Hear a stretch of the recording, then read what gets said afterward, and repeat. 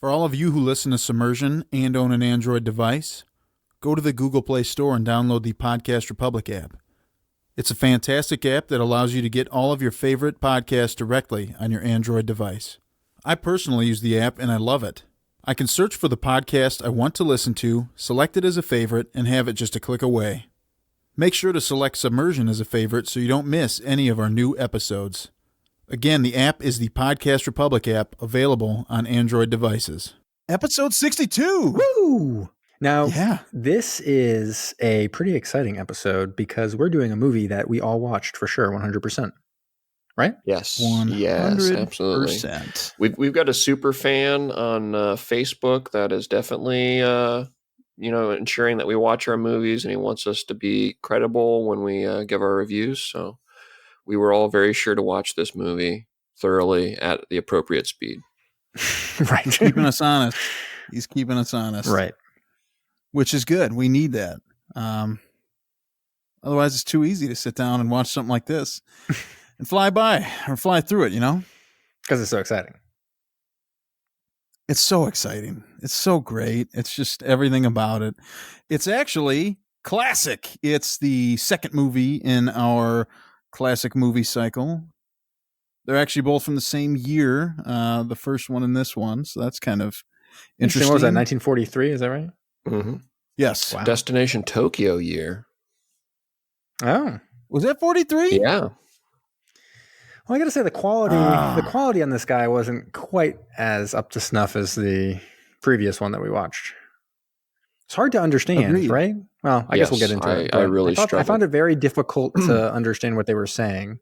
Before we get too far in here, I mean, this is we had correct me, you guys didn't cover it in the last episode. We had a transformational moment for one of our hosts, right? Sure. You guys didn't mention anything. Yes, we did. Went right over it. For those that did not know, I got a Roomba for my mother for Mother's Day. Congratulations. Oh, so what nickname are we giving this new member of the crew? The Roomba. I actually do have a nickname for it. It is White Guilt because it cleans up after my cat, who is solid white. Wow, I like it. Jesus. Cool. You put googly eyes, anything on that? Make it look cool? I haven't done anything with that yet, but it's in the cards. I saw something recently online. I'm not, it's kind of clickbaity, but there was a guy who reprogrammed his Roomba to swear every time it would bump into anything. Wait, I'm confused. You guys see that? How did it reprogrammed it? You mean added a program on top of it, I would assume, right? Well, right, yeah. Because it's not like he's reprogramming the already functional vocal capabilities of his Roomba. Ow. Yeah, I think it normally speaks. I think it just kind of cleans up, right? Am I wrong, Brom? It just cleans up, right? It just cleans up, yeah. Unless answer it's questions for you. It does not answer questions. You can sync it with Alexa and all those kinds of things, which is cool because then you can just say, "Hey Alexa, start up White Guilt," and then it's off and running. I mean, if you really got it going though with AI and stuff like that, it could really be a new co-host. Yeah. I mean, we're getting there. I mean, Elon Musk's always talking about we're on the cusp of robotic takeover of this podcast specifically. Dive. What began as an innocent conversation among friends would soon spiral out of control and later be referred to by future generations as the eighth wonder of the modern world. Mac East Second Floor Studios takes you on the journey of your lifetime as your captains, Alex the Mustard Man, the artist formerly known as Brom, Jamie the Brain, Kyle El Capitan, and Zach the Backbone present Submersion. Okay, so that's probably good. Kind of probably unique. Good you cut in there. What, that we have to? We have to wait now for it sit through the intro. We are using new software. Yeah, we are using a new recording software. So hopefully these transitions are a little smoother. Enough times dropping the sub alarm and not having that ready to roll. Well, now be right on top of this. That'll stuff. definitely be. You're gonna have to better. coordinate. It'll be funnier when I drop some. fart noises in the middle of the theme song. You're going to have to coordinate with Zach and get like those soundboards uploaded and give him sort of administrator privileges so he can... right. That sounds dangerous. Well, you also have mute capabilities, so keep that handy. That's true. Yeah. And click them off. All right. But in all seriousness, Kyle had his first child. Congratulations, Kyle. I'm sure I'm the first to tell you. But thank you very much. Yes, my wife and I had our first kid last week on Wednesday, a little baby girl. As Brom referred to her, a new private on the poop deck, right? Something like that. Didn't name it White Goat. Yeah, you gave it an appropriate name. Named it after a character from Stinger. I did, and I got to see the little bundle of joy, and that was very exciting. She's so tiny. I won't tiny. say her name. I won't say her name if you're keeping it private from social media. But I will say it's not Laszlo. But maybe the next one. Laszlo. I did post many pictures on social media of the baby. Great. Yeah.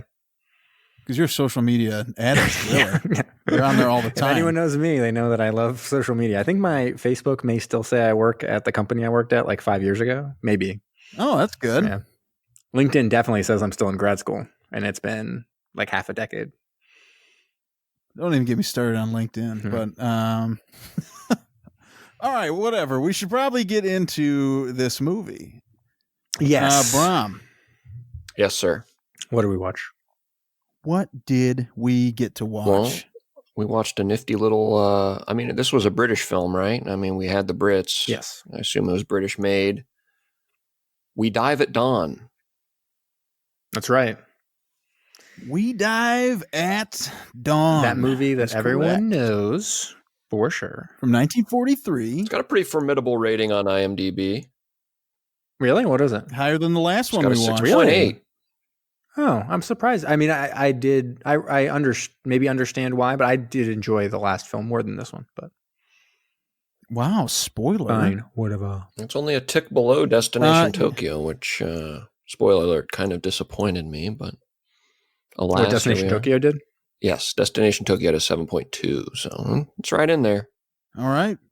As we had mentioned, this is from 1943. It is another classic. It's directed by Anthony Asquith. Yes, Asquith. That's how you say that? I think so. It stars John Mills as Lieutenant Taylor. We recognize him. Submarine captain. We know him.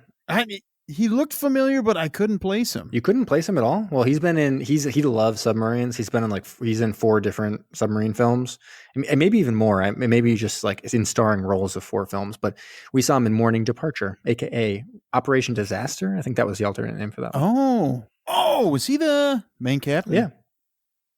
Dude, he's always captain. He's always captain. He's always got that captain dick out. I think it's because he's kind of like, he comes across as very like classic upper class British, and a lot of the captains in World War II were kind of upper class British people. It's a kind of a joke or part of that history. I could see that. Yeah. I mean, definitely. He gives off that vibe. Well, here for sure. I mean, but we'll get into that. Yeah. He also, this also stars Lewis Bradfield.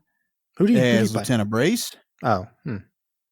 Ronald Millen as Lieutenant Johnson. Millar. And Jack Watlane as Lieutenant Gordon. That's weird. Those are not, are those the main characters? I actually don't even know.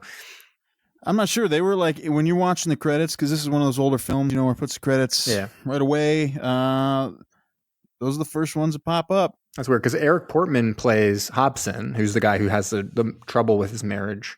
And Niall McGuinness plays Corrigan, who's the guy who's trying to get out of his wedding.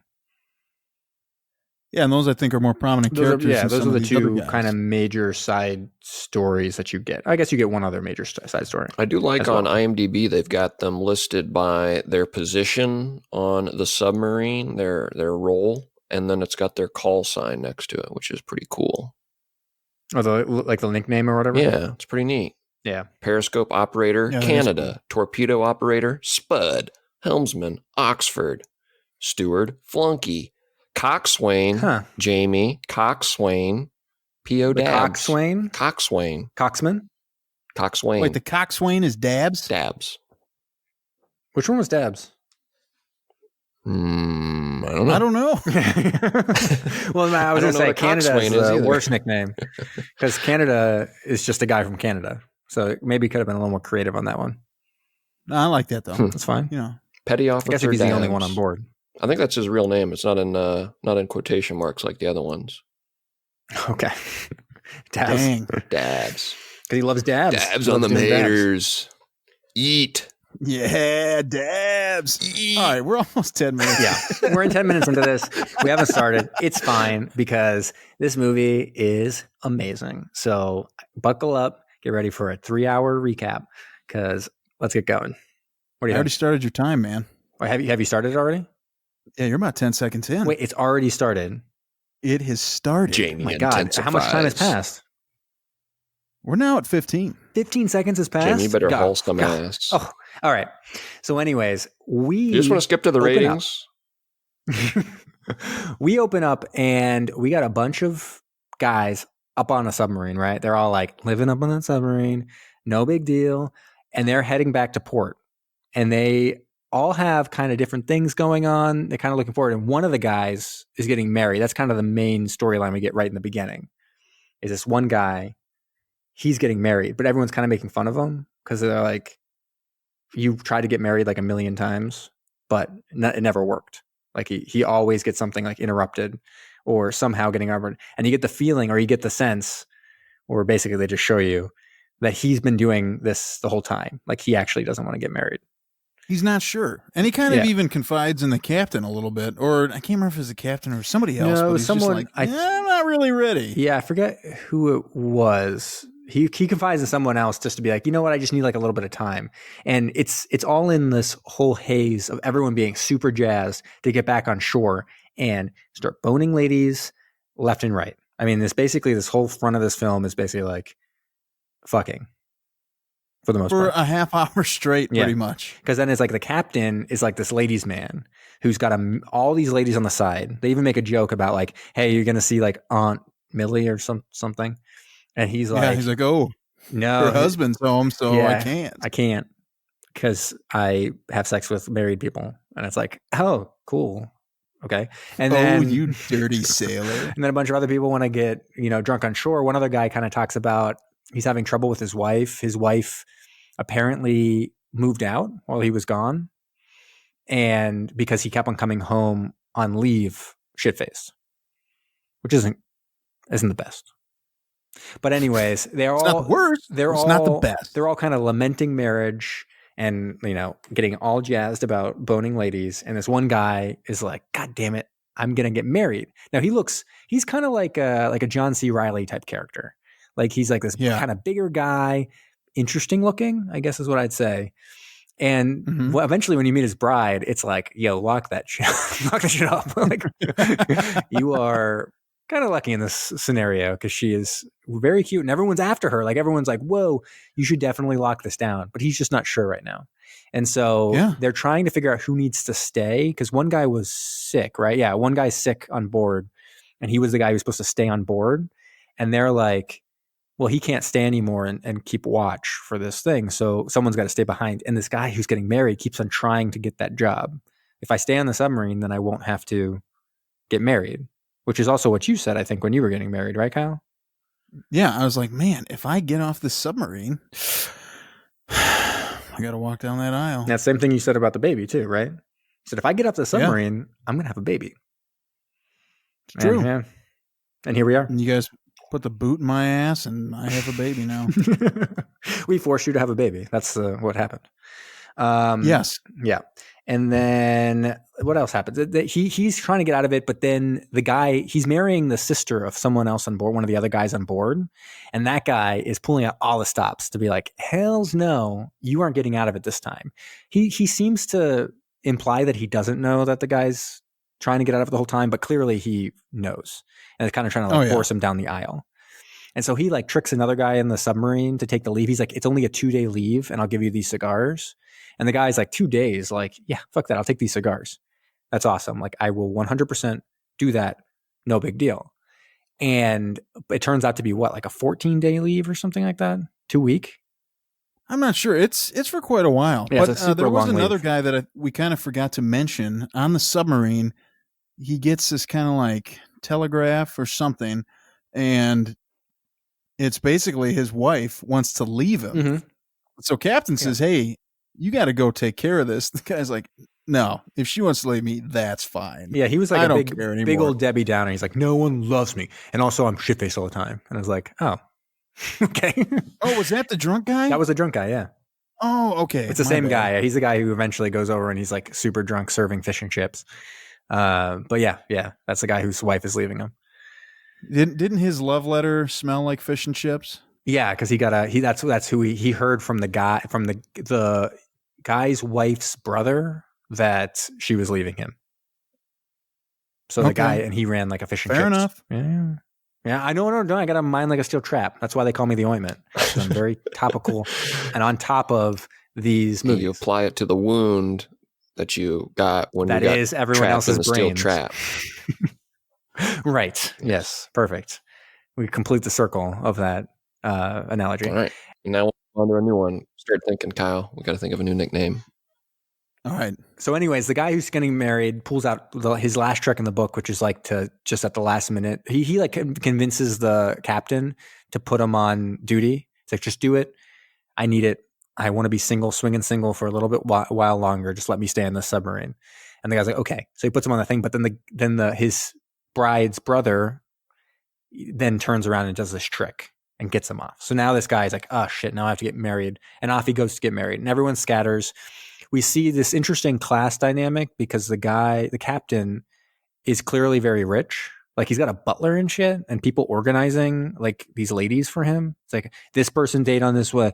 This lady date on this day. This lady date on this day. He's got it all organized. He's like, and in the meantime, I'm going to go get a fucking massage. So he's like super upper class and kind of organizing everything, where everyone else, you get a picture of kind of a little bit lower class. Like we get the guy who's an alcoholic stumble home drunk and be informed of where he needs to go. Basically, oh, she's gone, not living in the house anymore. He heads over to his brother-in-law's fish and chips store and is drunk and just like barges in, gets in like a whole bunch of arguments and starts serving fish and chips and insulting everyone in the fish and chips place.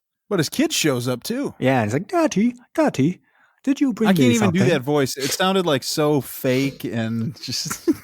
oh, Daddy. Oh, Daddy, what do you have for me, Daddy? Thank you so much. Well, Pete, I've got a toy submarine for you. I carved it with my own two hands. Thank you, Daddy. I'll bring it to the choir practice on Saturday. You won't if I crush it. And he crushes it with his boot. Oh, Daddy. Kind of. It ends up being broken in the scuffle. Hey, I think we're actually doing a pretty good job, guys. That was my my Cockney schoolboy. Good. Not your impression of one that was your Cockney schoolboy? Yeah. Although that kind of sounds weird on paper, so we might want to scratch that. And so he gets in a big scuffle. A police officer comes in and is like, you're being taken downtown. And he's like, whatever. And he's like, no, seriously, because you got to get on a train. And this is like the first of the group of everyone being informed that, in fact, their leave has been canceled leave. Classic move. Happens all the time. It happens all the time to you? Actually, it happens all the time to us on our submarine. You're always like, fellas, go take some leave. And then we leave for like a day and a half. And you're like, get back on this fucking submarine. I feel like it's happened in a couple movies we've watched. Can't think which one. Where they pulled a leave? Yeah. Yeah, I can't remember which ones. Yeah, no, this is not the first time we've seen it. Maybe it's the first movie that's ever done it because it's older, but we've seen it. It happened in Das Boot? Maybe. Yeah, you're right. Maybe it was. Remember, because they were supposed to. No, they pulled their leave before they even got there. Yeah. That's Remember, they were all excited to have sex with all those nurses, and then they were France like, or whatever. Shit. Yeah, they were like, but those French ladies.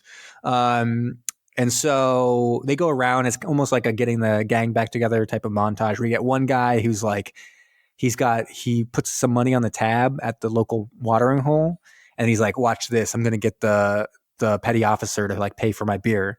He comes in and is like, hey, have this beer and then you'll get me for the next one or whatever. And the guy's like, okay. And then it's like, oh, actually, no, we can't. We got to go back to the submarine. He's like, ah, shit, because his trick didn't work.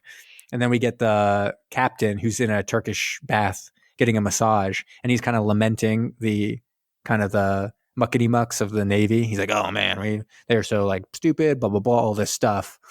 And then he gets a call to say, like, you got to get back to the boat. He's like, God, didn't I tell you? And he turns to this guy. He's like, who are you anyways? The guy's like, I'm an admiral. He's like, God damn it. He's been basically bad-mouthing admirals the whole time that he's been talking to this guy. Should also be noted, all the masseuses were men. Yeah. He was very much enjoying that. Probably because he needed a men's touch, because he was going to be boning ladies hard for a while. That's true. Yeah. He needed somebody to talk to about, the stories about what was going to be going down. He was like, okay, this one lady, you won't believe it. Let me tell you all about it. And the masseuses are like, I'm just trying to do my job, man. Come on. I don't want to hear this shit. And then, but yeah, so he gets called back. And then the last one that we see is our dear, whatever his name is, John C. Reilly type character, who's Let's call him John C. Reilly. Yeah, really lamenting having to get married at this point. He's at the altar, basically. And they're like, oh, hooray, we're definitely going to get married. I can't believe this is happening. That's great that you're getting married. And everyone's basically like joking with him, like, oh man, if you were marrying her, I would 100% boner. And he's like, what? This is my wedding day. Why are you saying this? And then they get the call, or they get a letter. Is that right? Or a call or whatever. Something. Some telegram comes and they're like, oh shit, guys, we got to like go. And they got telegram for basically everyone there, but like one person. And the person's like, oh, I didn't get a telegram. And they're like, yeah, because you're at my house. Like, obviously you're not getting a telegram. So like, we all got to go, whatever. We also get a little side story here of a guy and another guy. There's a kind of an asshole guy that everyone hates, and then a fun-loving guy. And they're both kind of competing for the same lady, this tobacconist lady. And the kind of fun-loving guy keeps on pulling tricks on the guy. So like, he's trying to get this lady, and he swoops in and is like, no way. And the lady clearly likes this fun-loving guy way more, but the person in charge that everyone hates is like, no, I'm going to get her. And so then this leads to a whole bunch of antics on the submarine. And we'll talk about that a little bit. So anyways, they all head back. Speed this up. This has been a lot of shore leave stuff. Because it's most of the movie. It is. Man. Yeah. So anyways, they head back. They basically get their orders. What they're going to be doing is they're going to be going after an experimental ship called the Brandenburg. Is that right? Brandenburg? Yes. I think that's right. Yep. And it's a new ship being built by Germany, and they need to intercept it and sink it, or try to sink it, before it gets to the canal that basically goes past Denmark. So it'll go from one side of Germany through this canal instead of having to go around the Jutland Peninsula, and they don't have to worry about all that shit. So, but if they can intercept it, then, or no, it's going the other way. I guess it's going into the whatever, North Sea. And if they can intercept it before it gets through there, then they'll be able to sink it.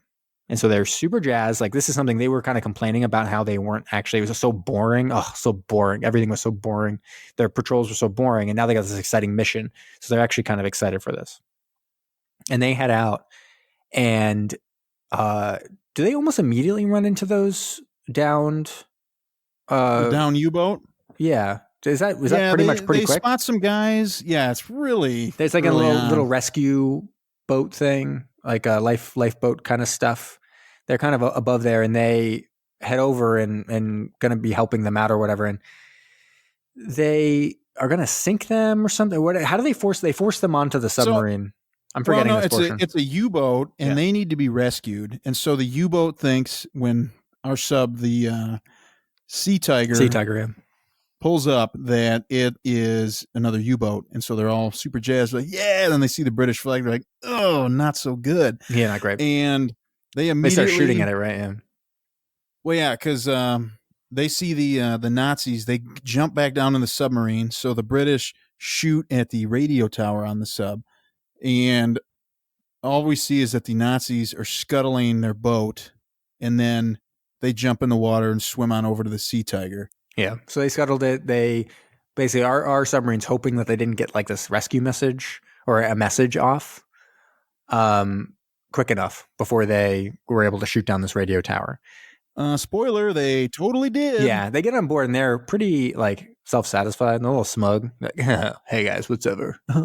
Like, oh, do you really believe we didn't get something off? Because one of the big things is they need to go real fast, or else they won't be able to intercept this boat. Like they really need to go fast, and so they've been going above the water most of the time.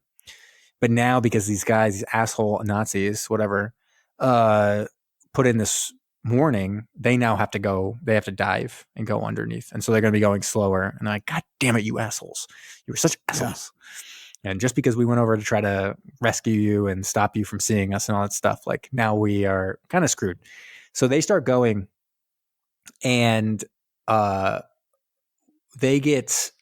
start going through like mines and stuff like that. Is that right? Or they basically, they find out that they haven't been able to get the boat or ship in time. Right. Yeah. And also, like right before this, we do see some of the little wacky antics between those two guys competing for the same woman. So the hard ass guy has a tattoo on his arm that says, I love Nellie. Right. And he needs it to be changed because that's not good form if you're trying to pick up a girl who's not named Nellie. And usually, I should say. Yeah. They tend to frown on it. But it's really strong if you're trying to pick up a girl named Nellie. That is true. So you got to look at it that way. Yeah. So he needs the tattoo changed, and the kind of goofy guy is a tattoo artist, and he can do it. And so, but first he needs to cover it up. And he needs to know the name of the lady because he literally has no idea what her name is. Yeah, and it's Arabella. He's like, oh, it's 100% Arabella. No joke. I'm not joshing around with you. That is 100% true. And he like winks at another guy. Yeah. There we go. And then, so he changes his tattoo to say Nellie to Belly at first. Right. You're like, I love Belly. Or I love my belly. That's what I said. Yeah, I love my belly. Perfect. Yeah. So anyways, they start heading through a minefield to try to head towards the boat. And the airmen are freaking out because they don't want to die. They would prefer to live, I guess. Spoiler alert, I guess. You talking about the Nazis? Yeah, the Nazis. They really want to live. One of the guys is like, shut up, don't tell them. And one of them's like, we got to tell them. They're all saying this in German. And one of the guys, Porter, I think, Portman, he knows German. So he's sitting there listening. And they're like, and one of the guys says like, they don't even need to go this way. The ship's already through the canal. So there's no reason we need to go here. And so he goes to the captain. He's like, yo, I just heard this. I speak German. They didn't know I speak German. So there's no way they would be trying to trick me. And they 100% said that we've already missed the boat. It's already in the canal. And he's like, I don't believe it. And so they go and do one more test, which is kind of saying about how they're going to do super risky stuff. And the guy tries to kill the other guy one of the Nazis tries to kill another one of the Nazis when he's trying to tell him to definitely turn around, that they've missed the boat. They missed the ship for sure. Yeah. And so now convinced, they're like, shit, we've missed our mission. Now this thing that was supposed to be super exciting is not exciting at all. We're back on like this boring patrol. God damn it.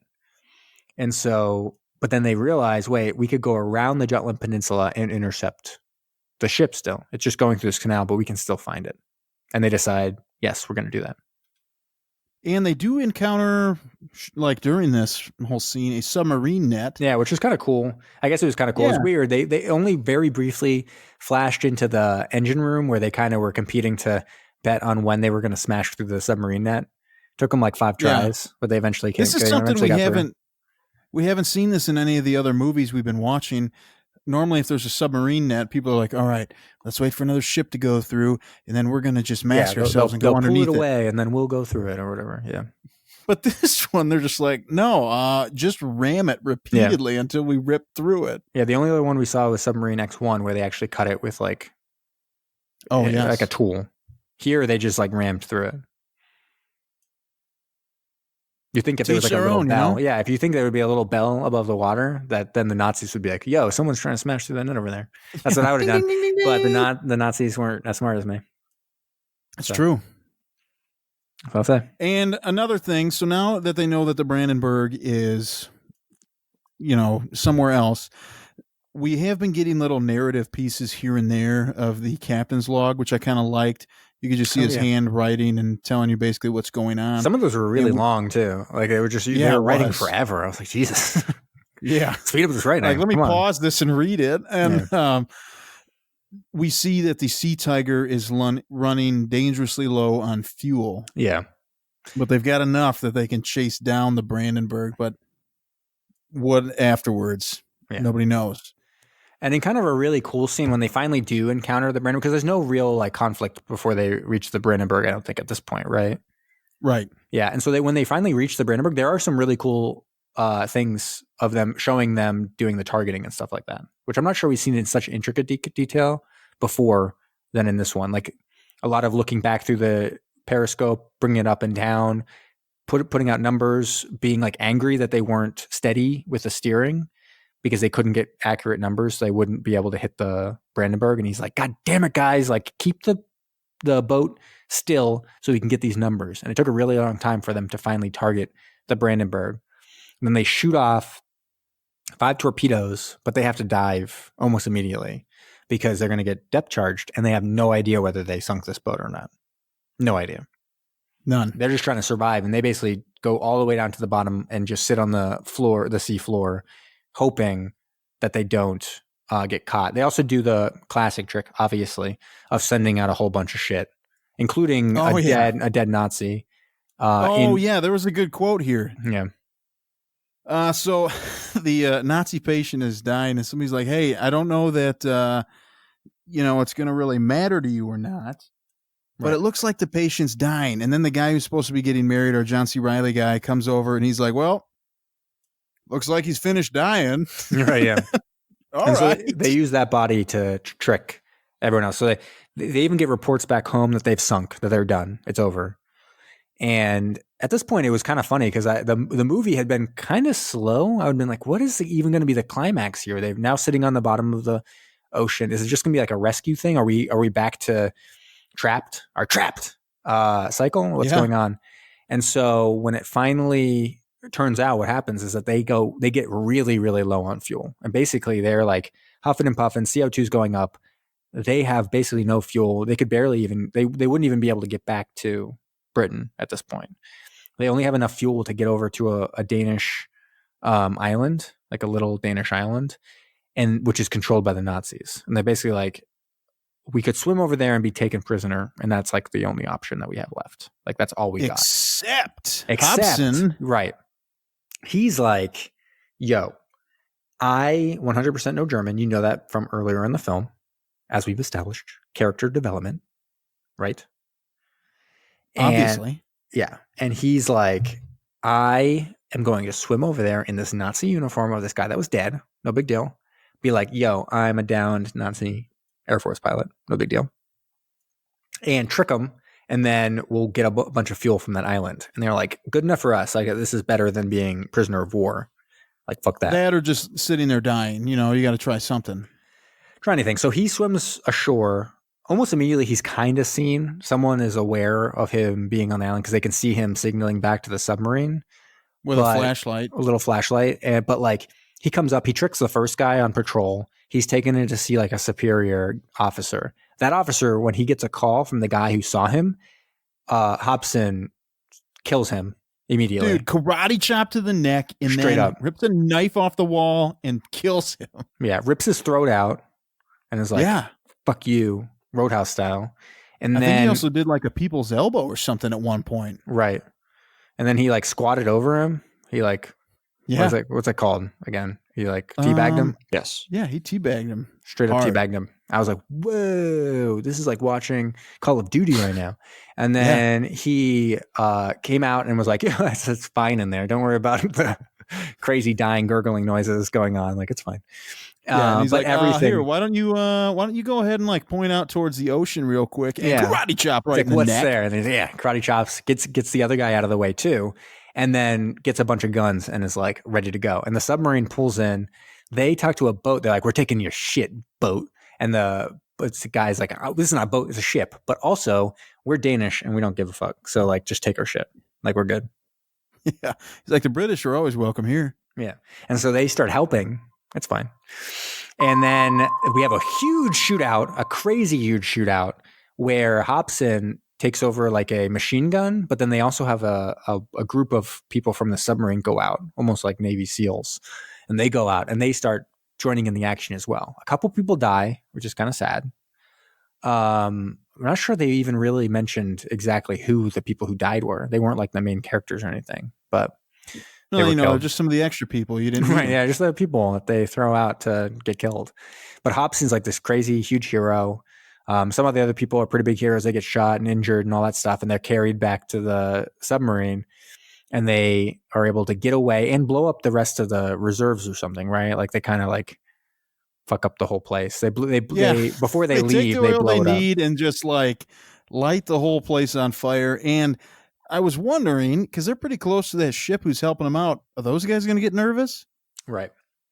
And so then the captain's all sad. He's like, I didn't get to take out my captain dick because we didn't sink that boat.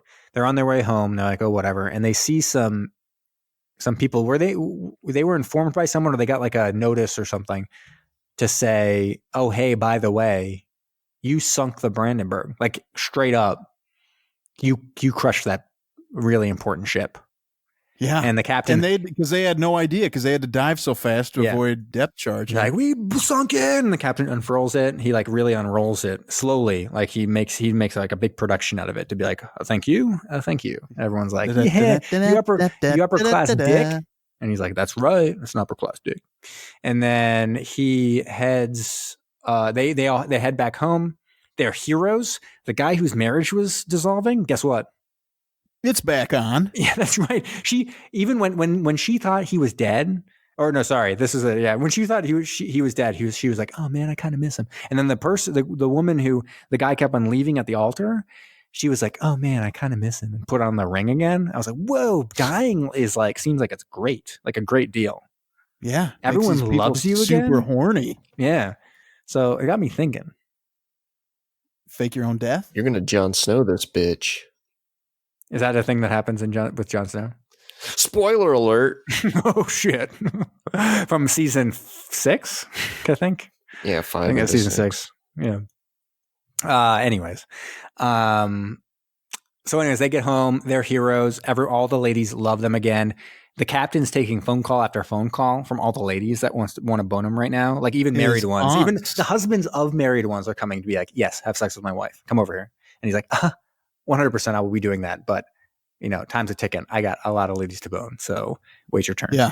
And the guy has carved a new boat. He's like, oh, hey, son, I got you a new boat. I carved it. And it's the Brandenburg this time. It's like, hello, Daddy. Thank you. Why the hell would you do that? That's one of them Nazi boats. This is the boat Daddy sank. Like, it's a Nazi boat. Get out of here, kid. And then everyone's happy. The guy gets married, I think. It's implied. And everyone lives happily ever. And then they see the boats. The next submarine goes out. They're like, congratulations. We got to head out of here. The next submarine goes out and they're like, it's just like a fucking taxi service. And it's like the last line of the movie, which seems very strange. Yeah, it is a weird line. It's like a bus line, in and out. The end. Yeah. Join the Navy. And that's... They didn't have that. They didn't have the buy war bonds or anything like that. It's like being a bus driver. Join the Navy. It's like, oh, it's not a great selling point, but sure, okay. Dude, you never know, man. Maybe bus drivers, because they got the double deckers over there. It could be a really revered profession. Yeah, that's true. And so, see, we didn't go that far over, guys. You're yelling at me. Good job, Jamie. We weren't yelling. We were. Thank you. See. Did the job. That's a little bit of appreciation. Thank you. And I think I got it mostly right this time. So, usually I'm like way off on. Let's get some ratings. Where do you guys land on fish and chips? How much do chips? Like fish and chips? Oh, I love fish and chips. Me too. I love it too. I get it all the time whenever my wife and I go out. Like, I love fish and chips. Mm-hmm.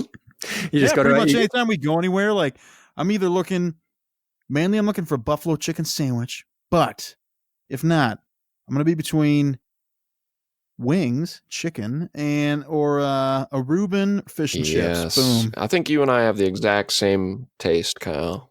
It would be a funny situation when you end up in an Indian restaurant. You're like, okay, so fish and chips. If you don't have that, some buffalo wings. And they're like, I don't, what? We have spicy things and pan. And you're like, pan?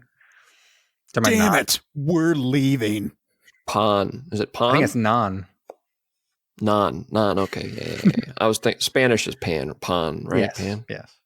Yeah. Non. Close enough. I was in the ballpark. Whoa. Update for our listeners. Chris Sale, 17 strikeouts through 7 innings. He's got 2 innings to break the record. What is the record? Holy cow. Record is 20 or 21, I think. That's a lot of strikeouts. That was crazy. When we started, he was at 9, you said, right? Very specifically dating this episode, but that's fine. Is what it is. Maybe not. Maybe he'll repeat tomorrow. Exactly. Next start's the exact same thing. They're like, whoa, they did record it live. It's happening right now. Yeah. So anyways, moral of the story is I love fish and chips. Me too. Yeah. Controversial opinion alert. Good. Thank God you did that. Don't. I know. I learned from the best. Don't dip it in tartar sauce. Don't ruin good fish and chips. That's actually is a controversial opinion. Yeah, you go to hell. I love tartar sauce. You dip bad fish and chips in tartar sauce. If it's good, just perfectly crispy white fish, don't dip that shit. All right. Okay. All right. Welcome to Fish and Chips Cast. Yeah. Where we discuss all things fish and chips. Yeah, I give fish and chips a 9 out of 10. Really? Only a 9? I think I'm going 9.5. Wow. I'm going to give it a 10. Whoa. All right. Back to the movie. All right. What do we get the movie now? All right. Phantom Zone. Fish and Chips was seen in this film, and it's easy from there. I guess I'll go. Movie was a little hard to understand, and by that I mean extremely hard to understand. It was actually. I think it has a lot to do with just how old the movie is, but doesn't help that they got their British accents, which can be very difficult. I watched just about everything with closed captioning, which I have said on the podcast many times. It was difficult for me to follow. I'm going to give it a 5. Really? That's a little lower than I would have thought, I guess. But I'll go next. I enjoyed kind of the action of the film. It took a little while to speed up. I was even going to make the joke that this was basically just a film about people wanting to have sex with ladies and then talking about that a whole bunch, because the whole front of the movie is basically just that, and not really about submarines at all. But I thought it picked up, especially I did like the action scene at the end. Acting's fine. Quality was pretty low. I actually found a Vimeo stream that was a lot better than this one. So I think, or what we had. So I don't know if the DVD is just of a lower quality, like it's just an older DVD or something like that, or if they have recently come out with some remastered version of it or whatever. But it was much easier to understand on that stream than what we had available to us. So I don't know, because I also had a lot of difficulty knowing what they were saying a lot of the time, so I just had to guess. Like I couldn't really follow him carving that thing for his kid at all, for the most part. But he's also so drunk, right? That's true. As we all are. But but otherwise, I enjoyed it. I thought it was a little slow, not the best quality, but I thought it was interesting to see a lot of the really accurate portrayals of submarine stuff, like especially the targeting of the boat and stuff. So I'm going to come in higher than that. I think I'm going to come in at 6.5. Okay. Yeah, just above the middle, the theoretical middle, given that we do 12 inches. Yeah, theoretically. So like you guys had mentioned, I did have a hard time understanding this movie. The first half hour of shore leave, I thought we could have just done away with. For the most part, yeah. Like it was just, okay, we're on shore leave and oh darn, looks like we're going to be going back, and there was really not a whole lot that I cared about that was going on at this point. It was kind of, maybe I've got other things going on, with the kid and all that stuff, but maybe I was just like, why are we doing this? But when we did get into the sub and we were seeing some of the action, I really liked the interior shots of the submarine. I thought it was good. You got the nice cramped feeling. The net scene I thought was nice when they're ramming the nets. Mines, pretty good too. I also really, like you'd mentioned, enjoyed the scene where they're shooting at the Brandenburg, because we haven't really seen that, where they're going back and forth. changing the trajectory and like, oh shoot, can't steer straight and we need to get this nailed down. And they even pulled out a recognition guide. Because they're like, I think that's the outline of that ship. Which is the last time we saw that, or the only time we saw that was Below, starring Johnny Depp, right? Yeah, definitely. He's like, what kind of cocaine do I have here? Let me pull out my book. Like, right. Oh, it's this type because of in that one, they used the book to kind of be like, see, we 100% didn't blow up that ship. And then it was revealed that they like had messed up the recognition guide or whatever. Yeah. Yeah. And that guy shot himself in the head twice. Yeah. Was there none in the Russians Are Coming? Was that just maps? May have been just maps. I can't remember. I know we've seen him before, but we haven't seen him a lot. Yeah, definitely. And Below is the only one I remember for sure. Yeah, definitely remember that. Starring John. That was like a important plot point for that movie. Yeah. That feels like it's been, gosh, it's probably close to coming up on a year? 3 years ago. That? Yeah. Feels like it. We should probably rewatch it. I actually think we should rewatch Phantom at some point. Oh, we will. Sometime soon. That'll be our swan song. No, I think it should be our middle song as well. Oh, okay, good. We just do it. Just make sure we are fully aware of Phantom in the middle of this. Was that episode 1? That was. Yeah, it's. I was thinking about doing a Challenger Deep episode 1 week. Oh, yeah, where you actually review our own episode, but I review our episode. It is it's a tough one to listen to. I gotta say, the quality is not up to snuff. No, it's not. It's not where we're at today. Anyways, I'll continue on my review here. I'm almost done. Like you guys had mentioned, the quality of this I did not think was good. Like when we watch other things, for instance, last week's film, same year. Now I know that was nominated for an Oscar for best effects. But oh my word, so much better visually than this movie. Yeah. But that had the really weird love scene and all that stuff. But the action was really good. I wonder how much of that has to do with the difference between American and British studio system. Just because Hollywood was such like a big thing, and I wonder if British. I mean, I think British had a lot of.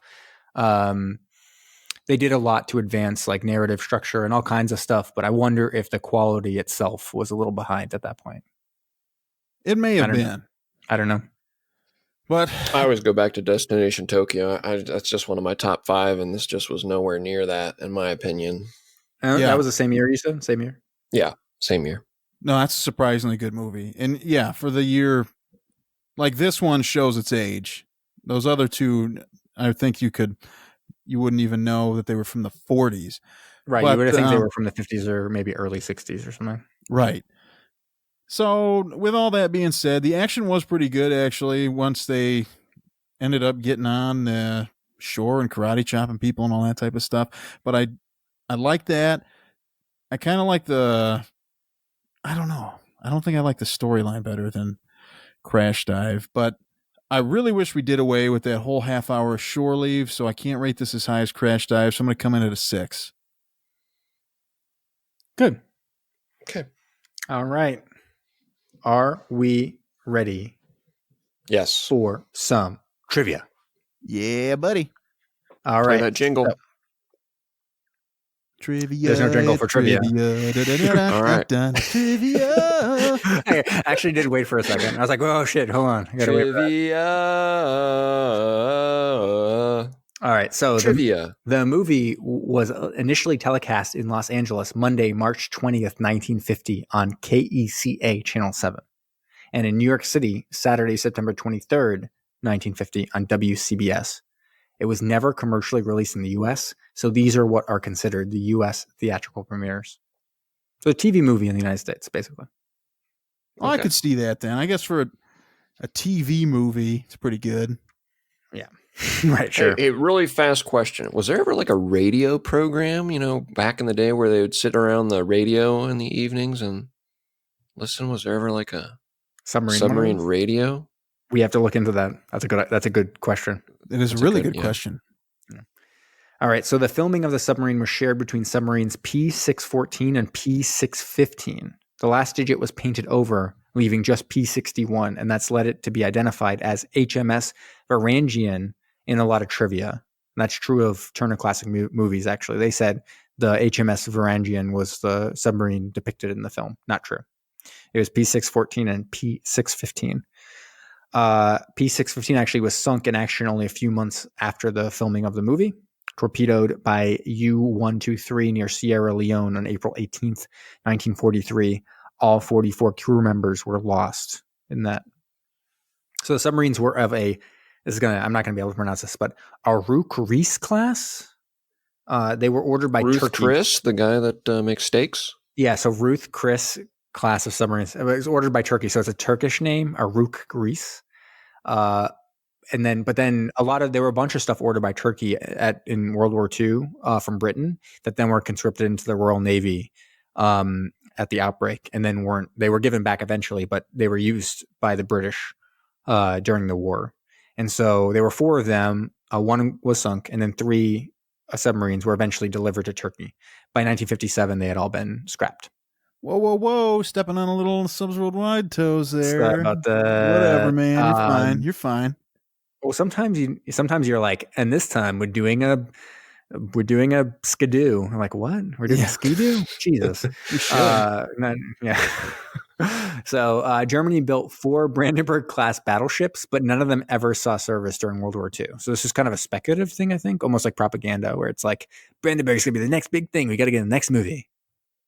But they never actually sailed at all. Oh, what's the point of building them? Well, I think maybe they were defeated. Oh, yeah, probably. They may have actually lost the war by the time that they were going to launch them. So anyways, Mills prepared for his role as a captain of the Sea Tiger by sailing in a submarine on a training mission. He recalled the crash dive. The ship then seemed to stand on her nose, and I felt her speeding like an arrow towards the seabed. Charts and crockery went flying in all directions. I hung onto a rail near the periscope, trying to look heroic and totally unconcerned. The only thing that concerned me was the fact that I was sure that my face had turned a pale shade of pea green. So there we go. Now, when you just said that, I totally forgot. We didn't even really mention this. This was something that I don't even think we've encountered in a film yet. But when they did the classic move, letting up all the clothes, the oil slick, all that, they also surfaced and like flooded one half of the ballast and stuck the ass end out of the water. So it looked really convincing, like they were sinking. That's not bad. So anyways, in the book, I always like to look for books that have mentioned this film. So This Is England is a film which details British film concerning the war. So basically the whole war era of film in Britain. And it was being mentioned as actually being very accurate to the social structure aboard the submarines. So Rich Social Parasite is called into action as captain and proves himself useful despite his previous useless existence. This is their own words. I'm not saying he's useless. But then middle and lower class being the rest of the crew. And not being caricatures, but really detailing relationships between the men and women and all the people from different parts of the country, including Canada. And then this book mentioned it being the most accurate film for life aboard a submarine until Das Boot. That's what they said. Huh. Yeah. And now it's up Periscope. Now it's up Periscope for sure. Yeah. You mean down Periscope? So was it down Periscope? Down Periscope. Yeah. Yeah. So this film was titled We Dive at Dawn, which made me think that I would probably rather watch Red Dawn because it's rad and America wins and fights communism. So that's good. So what stars of Red Dawn would have been good in this film? So what about Patrick Swayze, aka the Sways? Oh, 100%. Swayze Express. Yeah. I mean, I think he should be what's his name? Not the guy played by Portman, Hobson. Yes. He gets to rip some throats. No, that's exactly what I'm thinking. Gets up For there sure. trying to speak perfect German and just karate chop. Right. Okay, what about Charlie Sheen? Yeah, I want Charlie Sheen. What Maybe do you want him? he's trying to get his tattoo changed. I feel like he's got to be a little crazier. But there's no one crazy. I guess that is the craziest person to be on the boat, right? Yeah, having a He could tattoo be. back then, that's crazy. That's real crazy. What about Jennifer Grey? So you may know Jennifer Grey from Dirty Dancing, and Nobody Puts Baby on a Submarine. She was in Red Dawn. Yeah, She was in 2 movies with Patrick Swayze. Yeah. She was. Damn. They were banging. Damn, for sure.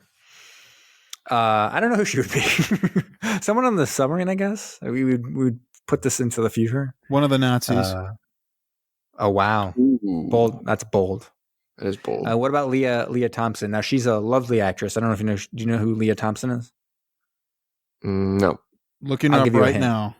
So she starred in a film where she has to make out with her son, and then she also has a film where she makes out with an anthropomorphic duck. Yeah. So she's from Back to the Future, bro. Oh. Back to the Future and Howard the Duck. Yeah, I'd say She's you're very making an cute. Very cute actress. all-female U-boat. that's great. All female U-boat. Love it. Okay, what about C. Thomas Howell? Now, do you know who C. Thomas Howell is? Yes. Really? Yes. He was famously in blackface in 1986 in Soul Man. So he was in blackface in a film in 1986. You'd think that would have stopped, but it didn't. No, I guess not. But there's no African American characters for him to play in this one, so I guess he's booted. Yeah. What about our boy Powers Booth, which we've mentioned before? I've mentioned this forget before. Powers Booth. I remember the name. Powers Booth is an old man. He's an old man, and you still don't know who he is. I remember guessing. So we're going to skip right by I thought it. it was a woman. You thought it was a woman. No, we'll skip right over it. No, Powers Booth. So we'll skip right over it. And then finally, Ed Harris. He actually played. He was in this film, but it was cut. So he played America. Originally, the film ended with Ed Harris explaining the structure of the U.S. military as a recruiting tool, because the filmmakers assumed that the film would fire up the Cold War right into a hot war. But apparently their plan failed and war did not break out. So it didn't happen. And the secret is, because I've talked to Ed about this, is that he sabotaged it. He actually prevented the war. Wow. Yeah. I believe amazing. it, man. So who would he be? The captain. Yeah, captain. He's John Mills in this. Or the submarine. Oh. Which is the true hero. Agreed. Right? Yeah. This is always the case. Yeah. All right, and then we'll go into quick Phantom Sin. Engage the Phantom. Phantoms engaged, sir. But anyways, this is an easy one. John Mills, I mentioned before, he was in Morning Departure. He loves fucking submarines. Literally having sex with submarines. I was going to say, wait, what? So, what did you just No, he literally likes having sex with submarines, but also starring in submarine films, both of those. Yeah. So he starred in 4 of them. And so it's easy to get to Ed Harris from that. And we're halfway done with his submarine filmography, because I'm pretty sure he only has 4, and we're done with 2 of them. So we just need to see 2 more John Mills submarine films, and we're done. Really? That's sad, man. It's not sad. I hope to one day have enough films where someone says we're halfway through his submarine filmography. You got to start now. You could be a late bloomer in the acting world. It depends on how focused you are on getting submarine films, because I'm going to be pretty focused. So from the age of 38 to 42, I'm going to start in 6 submarine films. It's doable. Mm-hmm. Alrighty, it's time. It's world wide. So as Jamie had mentioned earlier in his trivia, this is actually The Sea-Doo. Yeah, this is a Ski-Doo. The Ski-Doo. Who doesn't love a good old-fashioned jet ski? So the submarines invented for James Bond. That's a thing for the Ski-Doo. Ski-Doo. Seriously.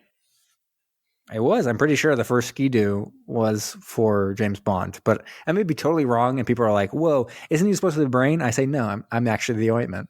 There you go. So fair enough. There we go. That's All what it is. right. So, like you had said, this is the Oruc Reis Class, and I'm sure I'm grossly mispronouncing that. It was ordered by Turkey. 4 of them were ordered from the UK. The UK was building them, and then the war broke out. They're like, hey, tough, we're going to use them right now. And so I know you'd mentioned the one had sunk shortly after filming. It's kind of disappointing. And like you'd also said, all of these had been scrapped by 1957, which also sucks. There was no attempt to modernize or really upgrade these in any way. They were actually a smaller version of the S-Class. And some of the specs on these, because there's not a lot of information on these, it kind of sucks. The length is 210 feet. The beam is 22.3 feet. It's a diesel electric with 2 diesel engines that generate 1,200 horsepower and electric motors that generate 780 horsepower. While surfaced, it can cruise along at 13.7 knots. Submerged, it can go 8.4. Held 41 men, although that's a little bit different sources say different things. So I was going to say, because the one that sunk said 44 men. Yeah, and I've even seen down in the 30s. So it's just, there's not a lot of super solid information on these right now.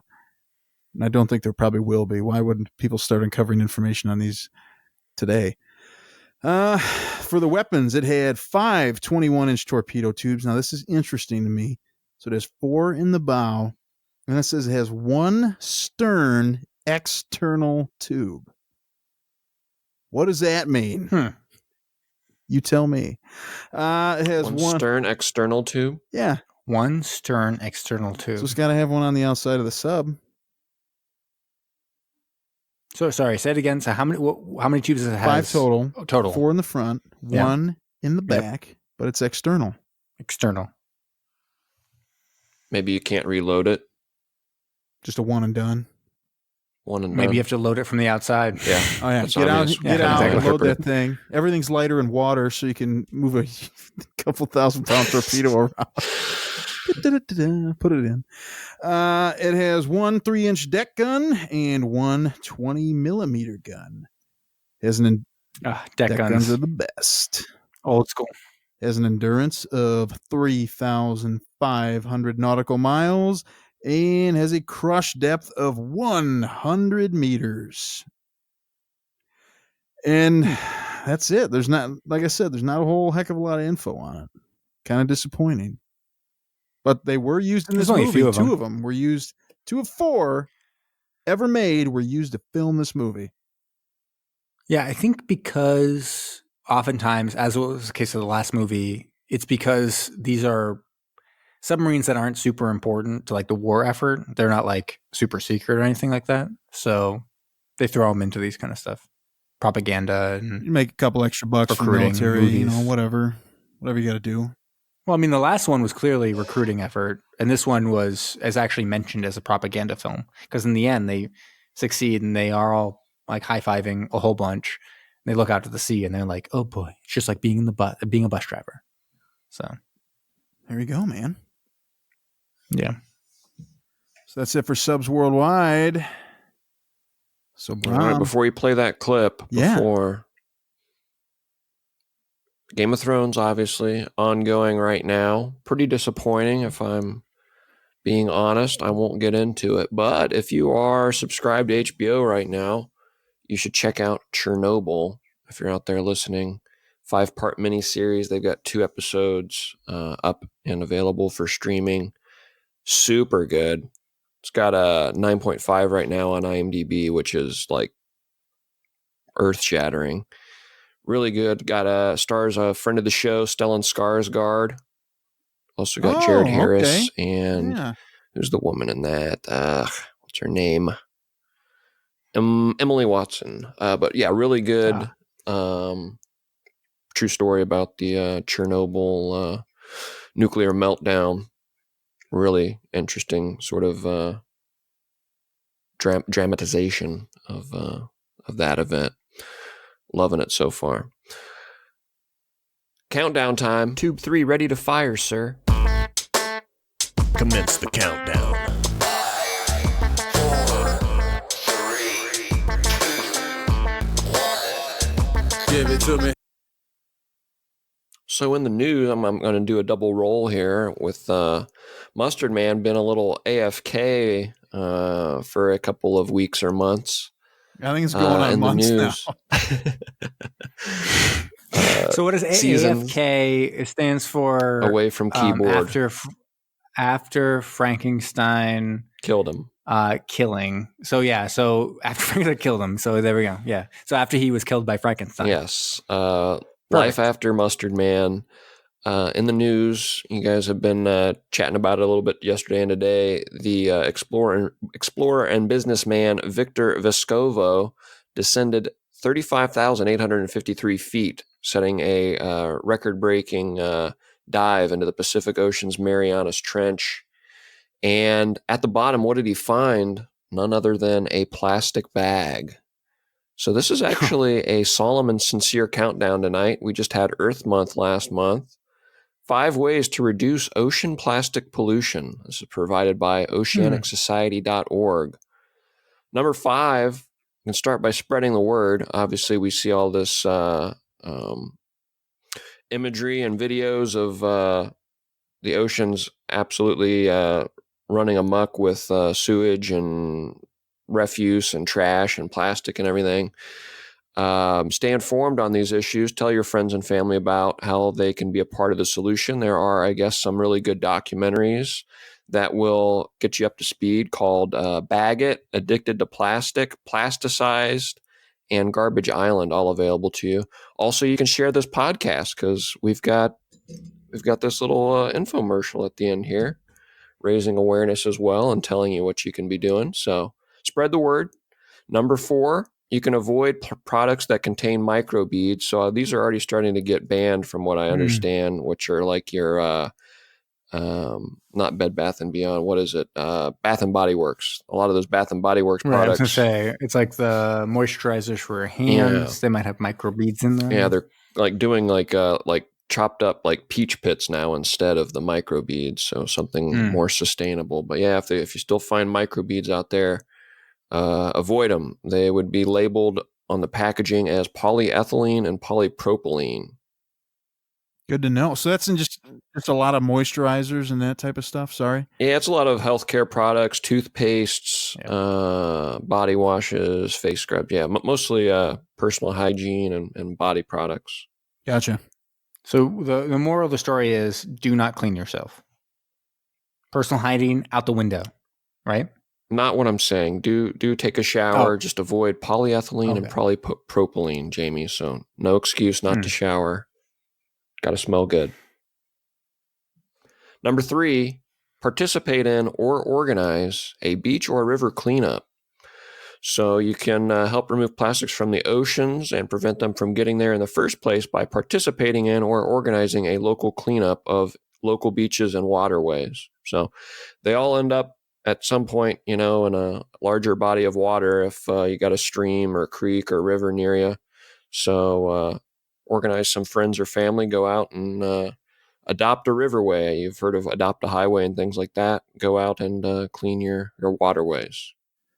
Well, we're not too far from the Mississippi, so we have quite the job ahead of us. I don't know. We're kind of like up on the Mississippi. Though. Yeah, we're you know what I mean? Like we're pretty Yeah. far up. So like we're not as bad as like down the south way. They have a bigger job.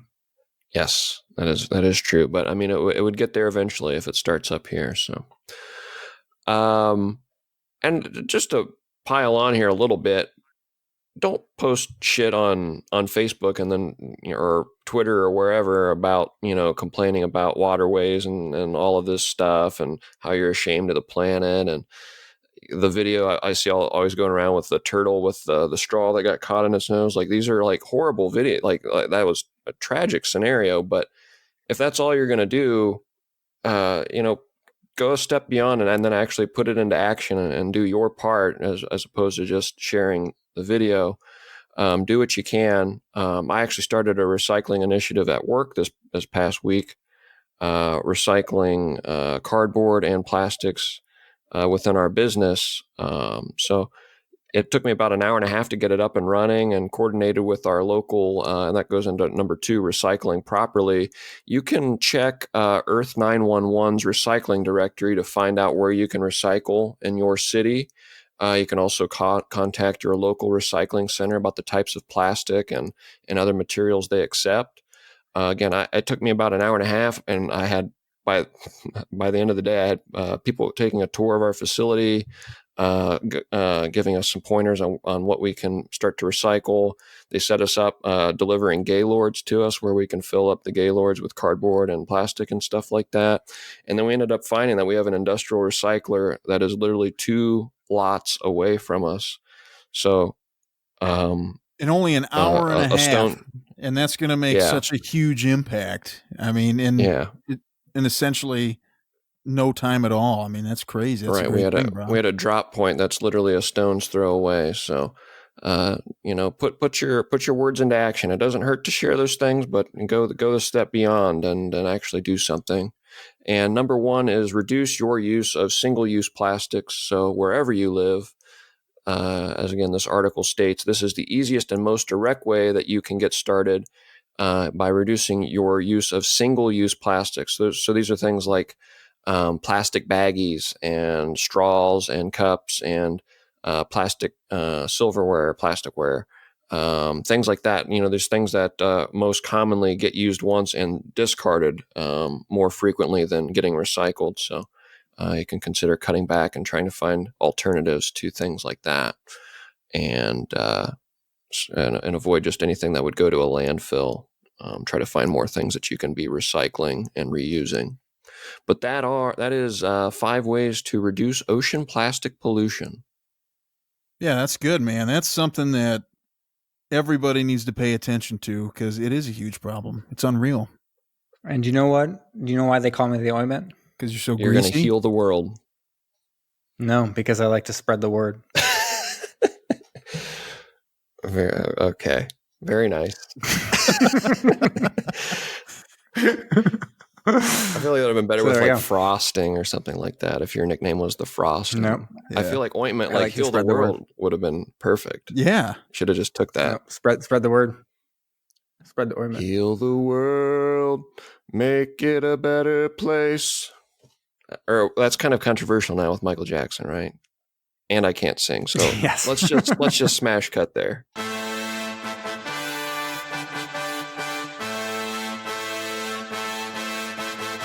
Thanks for listening to Submersion. Follow us on Facebook, Instagram, and Twitter.